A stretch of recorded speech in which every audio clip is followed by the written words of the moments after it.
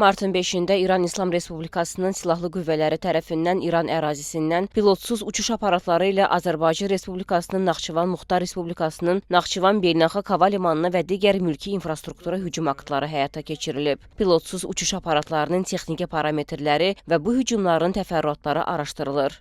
Bu barədə Müdafiə Nazirliyindən bildirilib. Qeyd olunub ki, Azərbaycan Respublikası Müdafiə Nazirliyi hər hansı hərbi zərurət olmadığı halda İran İslam Respublikasının Silahlı Qüvvələri tərəfindən ölkəmizin ərazisində mülki infrastruktura qarşı törədilən hücumları qəti şəkildə pisləyir. Baş vermiş hadisəyə görə məsuliyyət tam şəkildə İran İslam Respublikasının üzərinə düşür. Azərbaycan Respublikası Müdafiə Nazirliyi ölkəmizin ərazi bütövlüyünün və suverenliyinin müdafiəsi, mülki şəxslərin və mülki infrastrukturun təhlükəsizliyinin təmin olunması üçün zəruri cavab tədbirləri hazırlayır və bu hücum aktları cavabsız qalmayacaq deyə Müdafiə Nazirliyindən bildirilib.